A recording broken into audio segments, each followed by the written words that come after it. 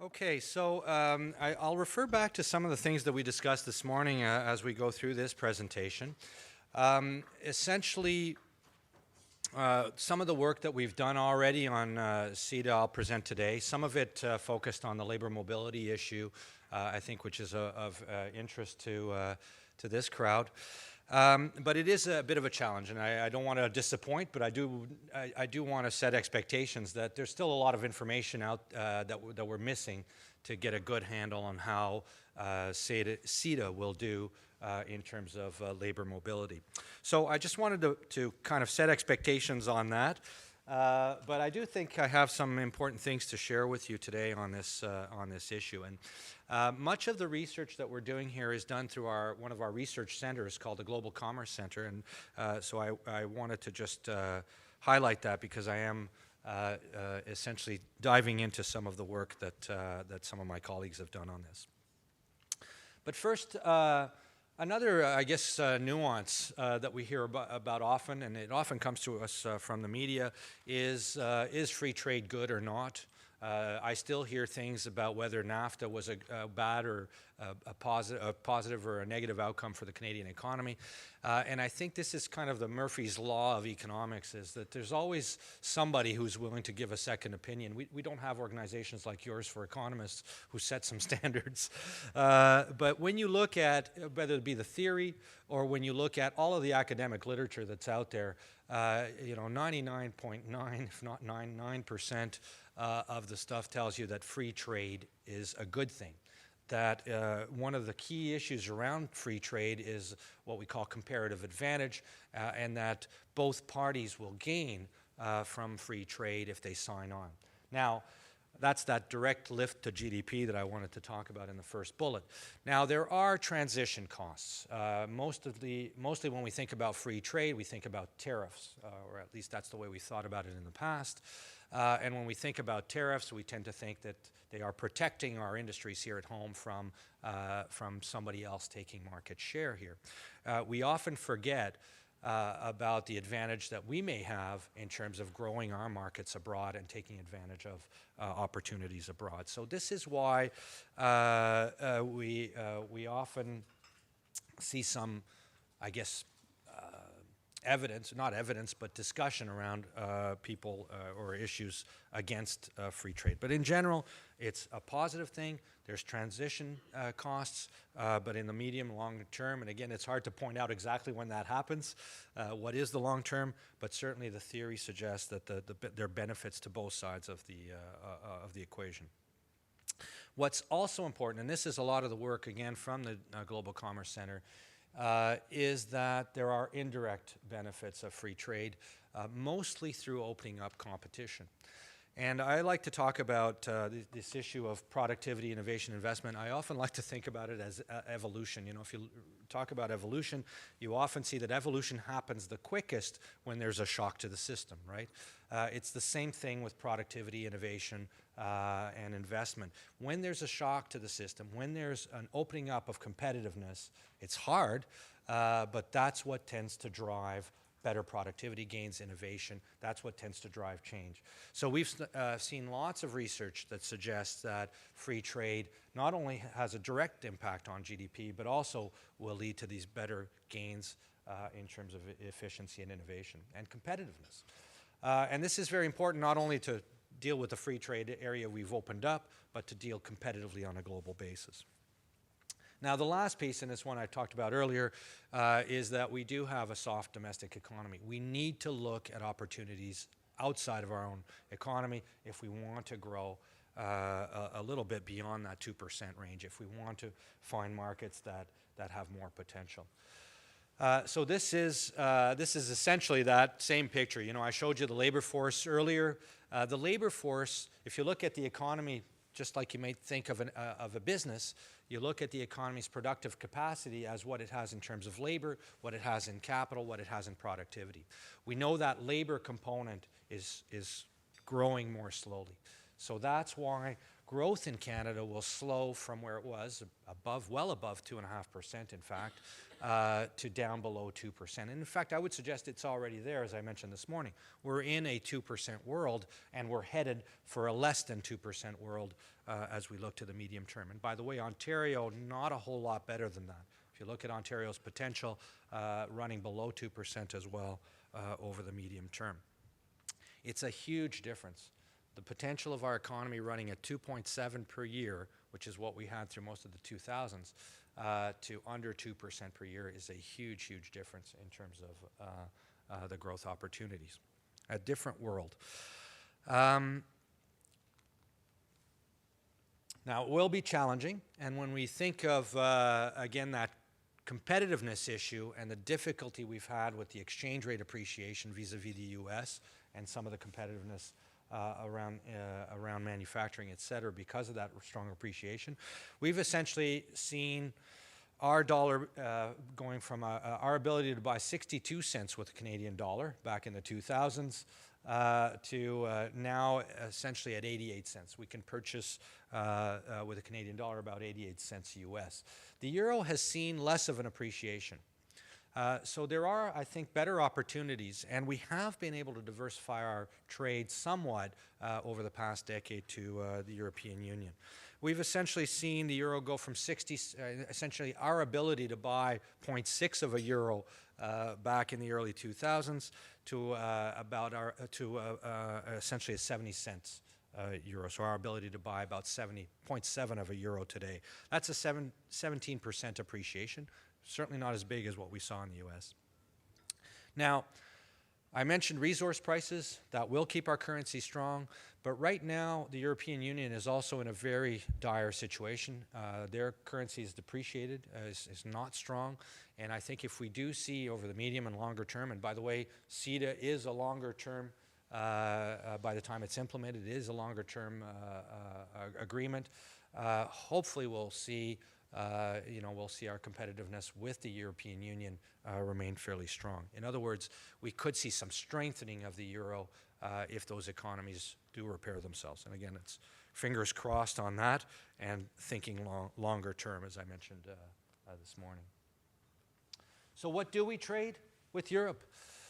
And I mentioned we had seen some gains. We have traded a little bit more and seen our exports diversify a little bit away from the U.S. to other markets. Europe has been one of them, especially in some key sectors. Now, when you look at other manufacturing, it's a bit misleading there because what's happening there is crude metallic minerals, primary metal manufacturing, and two components in particular, gold and diamonds.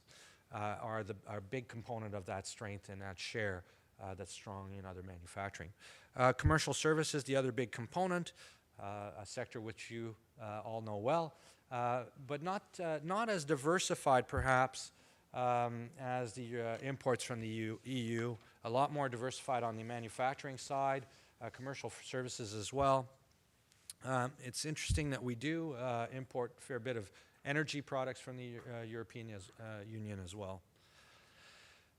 If you look at the difference, the trade balance or the trade deficit as it stands with Europe, we're talking about a fairly sizable deficit. So in the range, I did check the numbers, but I'm not quite sure, but they're in the range of $30 to $40 billion deficit with the European Union overall. There's the share of merchandise exports, and again, crude metallic metals and minerals. A lot of that trade essentially between Northwest Territories and the UK, where the diamonds are going, and also the number one item, again, gold, out of that 32 billion in trade. But that's only about 8 or 9% of our trade with the European, of our overall trade or overall exports. So where are we at with CETA? Where are we at today? Essentially, it builds on a 2004, there was an economic summit, I guess, between Canada and Europe in 2004, where an agreement was set in principle, and we worked on that agreement, and essentially the Canada-EU Trade and Investment Enhancement Agreement. Not sure if you'd heard of that before. But it was a groundbreaker in the sense that it touched on these issues around services trade. It touched on e-commerce. It touched on improving investment flows. And it touched on, in particular, labor mobility. So this was where it started. Then it went on and got modified with another economic summit, I believe in 2009. We started on the Comprehensive Economic and Trade Agreement, so the CETA discussions.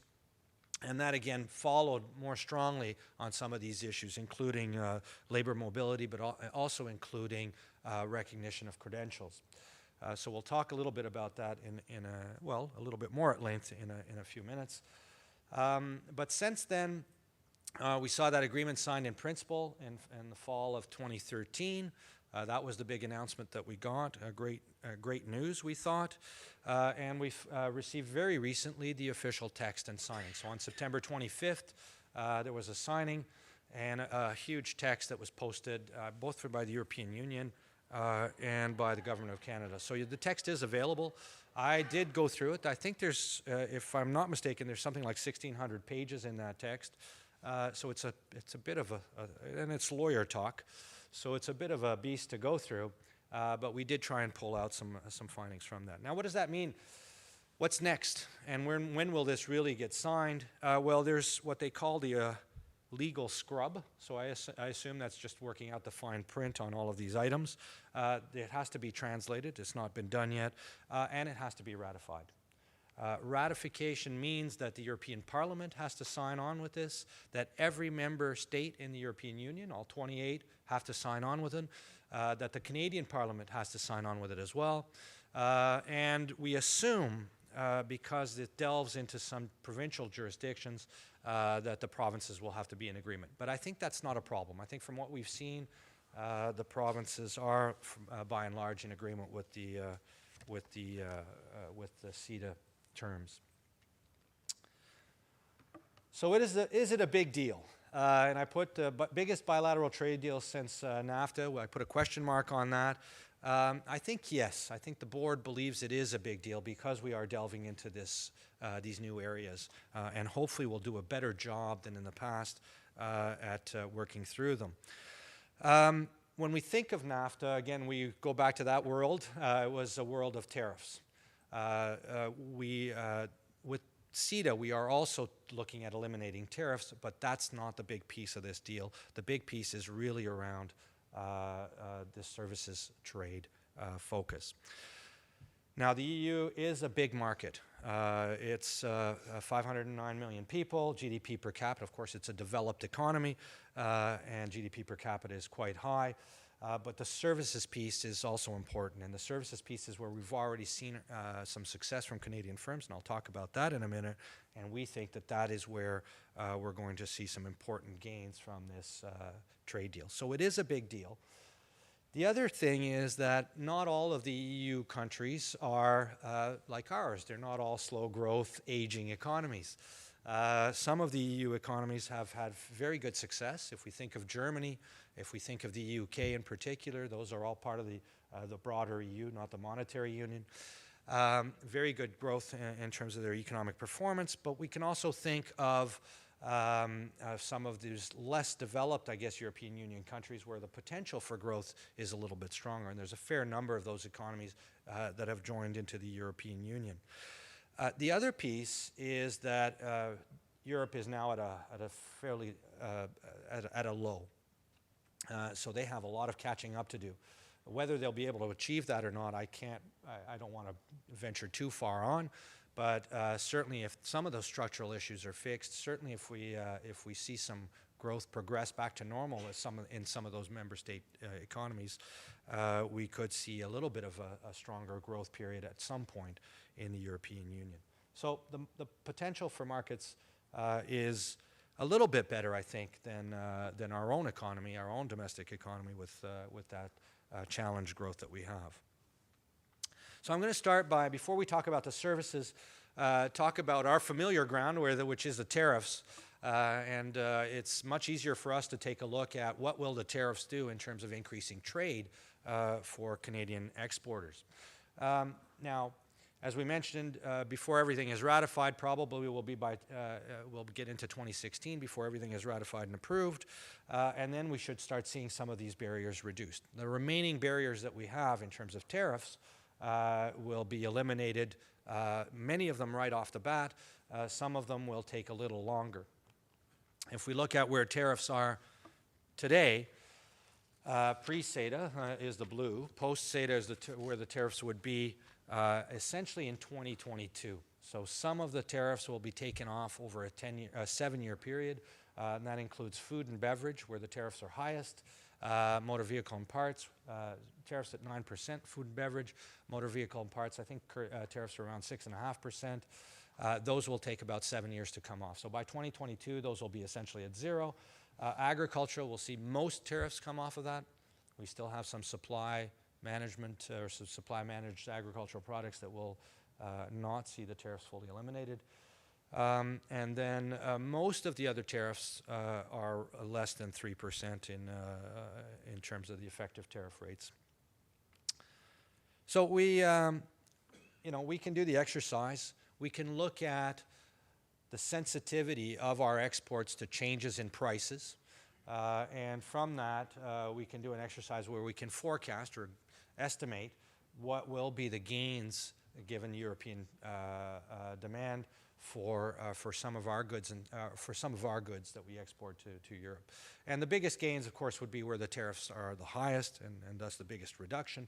But what we see overall is essentially less than a 2% gain with trade in Europe. In other words, if we just look at the price effect, if we don't really take advantage of this open or more open trade, we're not going to just see huge gains. It's a small tariff barrier that we're facing now. So overall, not a whole lot of gains to be had, about a little less than 2%.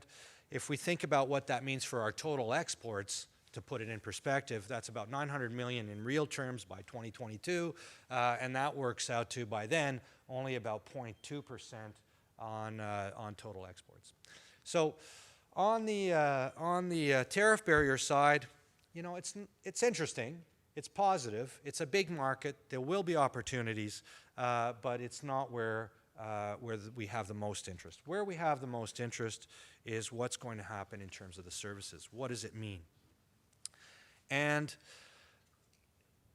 I guess first we should define what is services trade, and I guess certainly probably this crowd, you know what you're thinking in terms of your own businesses. But services trade comes in essentially four modes. One mode is what's called cross-border services. So it's essentially somebody from the European Union calling up a provider, a service provider here through computer or the internet or file sends.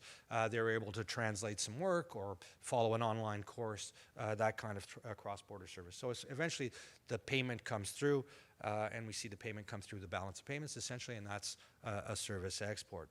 The other typical one that we think of is travel abroad. So if a German comes over here on a vacation, gets a haircut, that is essentially an export of a service, or goes to a hotel or a restaurant, etc. Same thing as if we go to Europe, do the same, we're importing services from Europe. What's most interesting is modes 3 and 4. The commercial presence, so that is that Canadian firms have a commercial presence in Europe, and the contract work. So essentially we win a contract, we go over to Europe, and we fulfill that contract in some way. So those essentially are either through foreign affiliate sales or through contract work. We're essentially seeing some repatriation of earnings that come back to Canada in terms of measuring that as an export. So what are the snags to that kind of work, especially those last two modes that we talked about? And this is, again, survey-based. And in fact, around my table, just during the break, some of these issues came up already with respect to trade with the U.S. But essentially, you need work permits right now to trade in Europe, to work in Europe. Work permits are hard to get.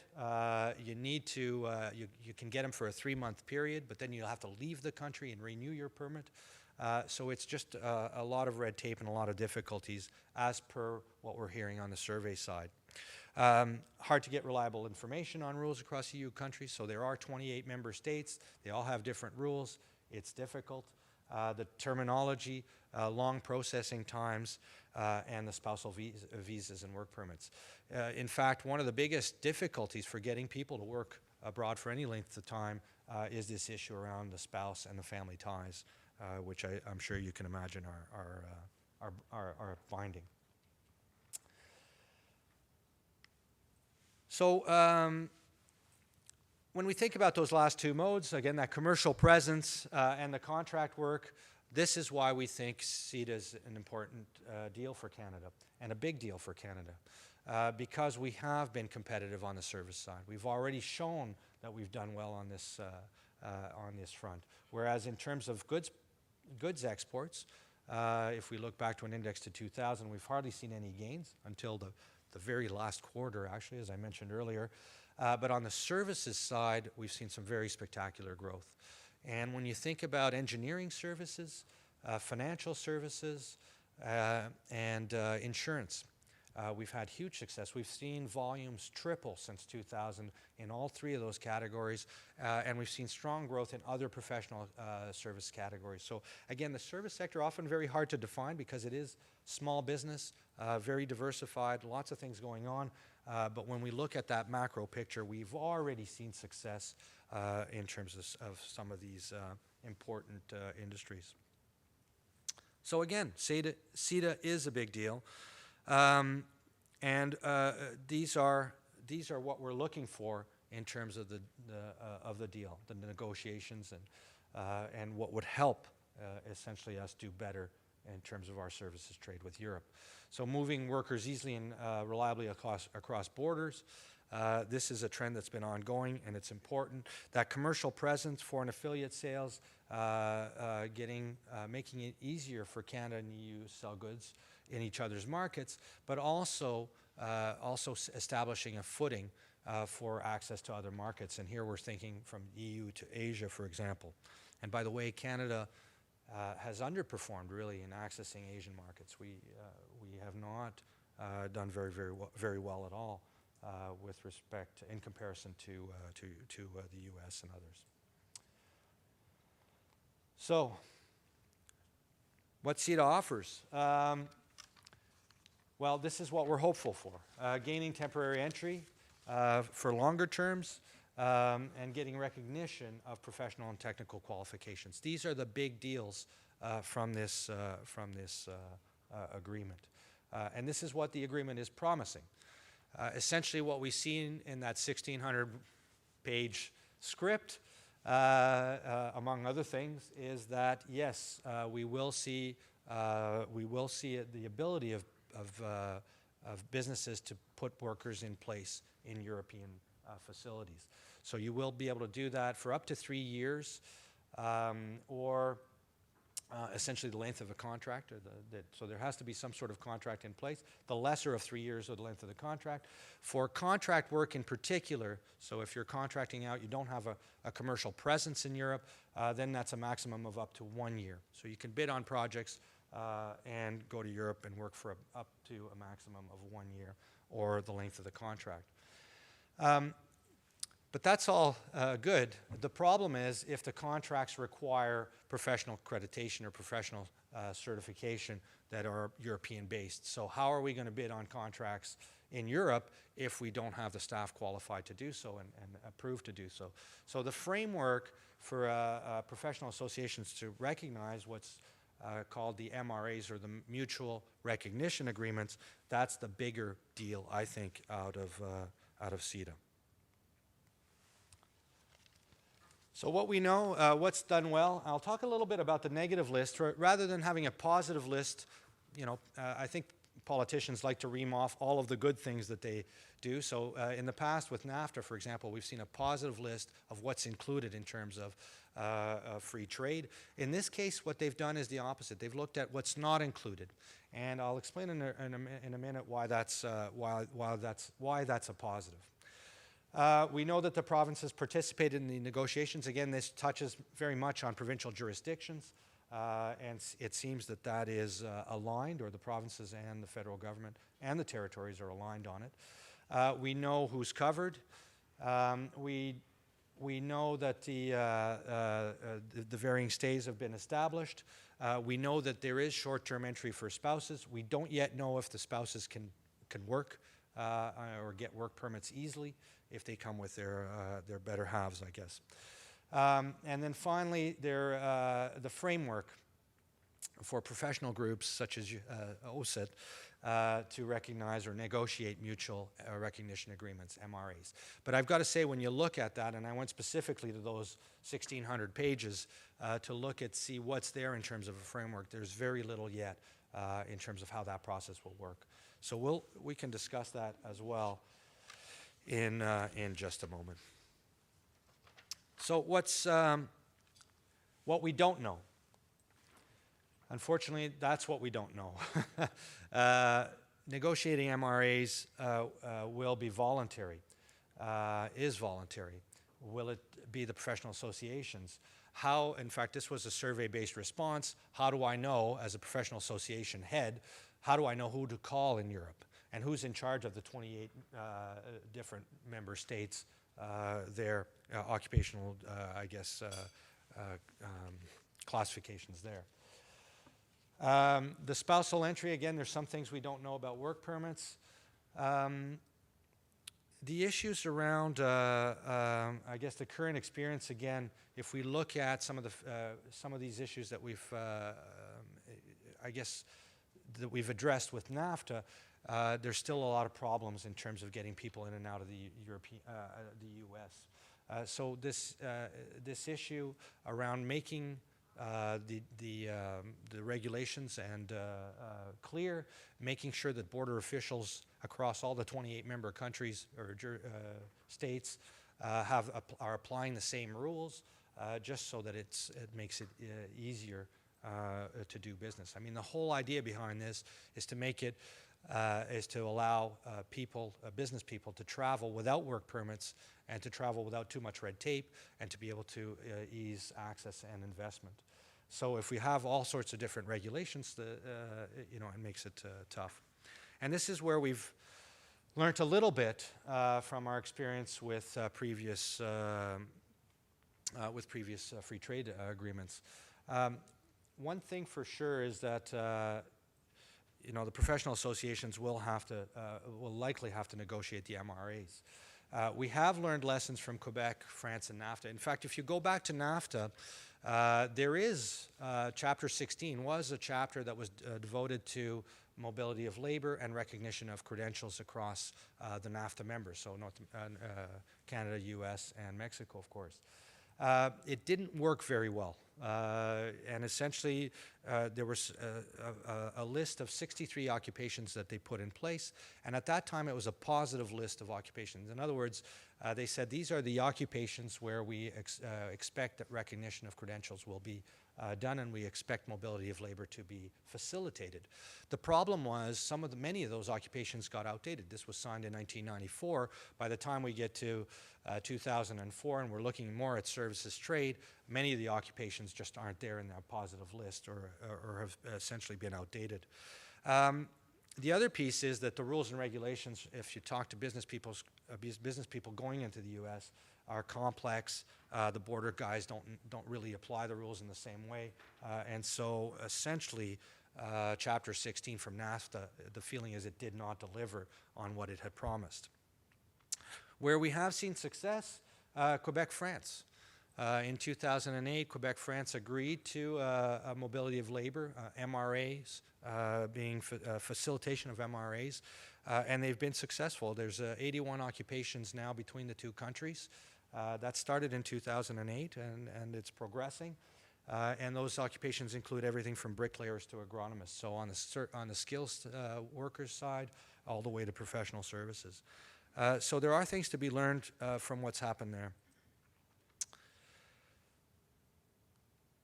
Some of the last points really is around the business and the public policy push for some of these things. So we have seen success stories, we have seen failures. It's important that we push, I think, both as business leaders and also in terms of the public side of things, to educate how we can better prepare for CETA, how we can facilitate the MRA process.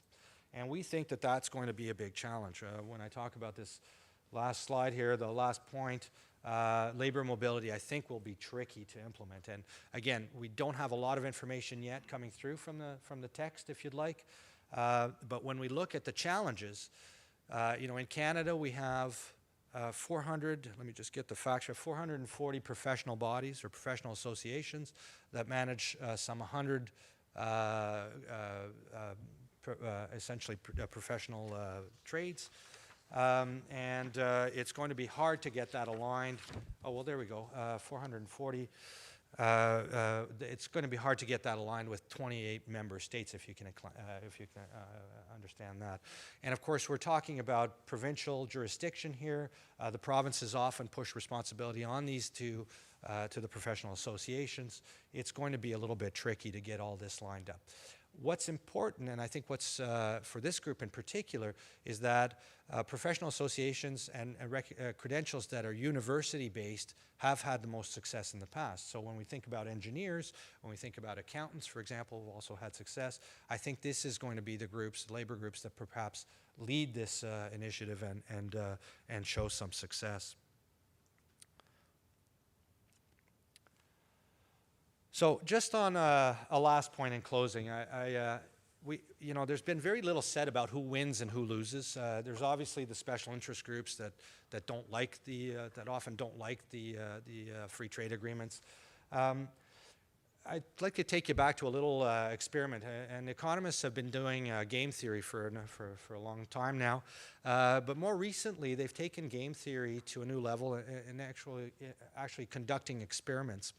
And one of those experiments has been taken over by the psychologists or psychiatrists, I think psychologists, where they test kids about their willingness to share. And the experiment is essentially you sit a young person down and you say, okay, listen, I'm going to give you a candy. When you press the button here, you get a candy. And of course, the young person will press the button at ease, at will, without any problems. And then you say, we'll give you a candy, and if you press the button, you get a candy, and this other child that you don't know will also get a candy. And of course, then that's fair, and they press at will to get their candies. But if you change that and you say, you get the candy if you press the button, but the other child, they'll get 2 candies if you press the button. Well, all of a sudden, they stop pressing the button. And it's interesting because, if you look at consumer theory for economists, the way we view the world, we think there's no reason, there's no change from that first scenario to the last scenario. The child is pressing the button and getting a good. So this issue about who wins, who loses is in this, I think, the same discussion we're having, but it's immaterial. What's important is that both will win. Who wins more or who loses more, it's yet to be seen, especially because I think most of the gains will come from this uncertain piece around the labor mobility issue. Now, it's important to note that labor mobility will go both ways. So I think, when we think about the competitive challenges, I think that's going to be an important part of this. It goes both ways in terms of the trade that we talked about earlier, but it'll also go both ways in terms of the service sector. So that's a very important piece. When we go to think about the other greater benefits, I think we go back to that competitiveness issue. So competitive challenges will help us. They'll help us be more competitive on the world scene. We'll learn something from the Europeans. We've seen that happen in the past. We've done lots of research looking at what happens when foreign direct investment comes in, whether it be greenfield investment or buyouts, and what that means for productivity. And there's lots of literature and data that show the positive benefits from such deals. The other piece is we're getting in ahead of the U.S. The U.S. is also working on a trade deal with Europe. So if we can align with Europe, we might better than in the medium to longer run be better aligned with the U.S. as well. And the big challenge for Canada, I think a real problem, is that we have not benefited from aligning across provinces. So this is a piece where, in fact, we've seen lots of gains in terms of provincial better provincial trade because we've aligned with the US or NAFTA, for example. So we think that this will benefit labor mobility and mobility of investment and other, even within the provinces, if the promises of this labor mobility hold true from CETA. So I think on this note, I'll end it here. I'm not sure how we're doing for time. I think we're in plenty of time. And hopefully we have some questions and discussions. So thank you.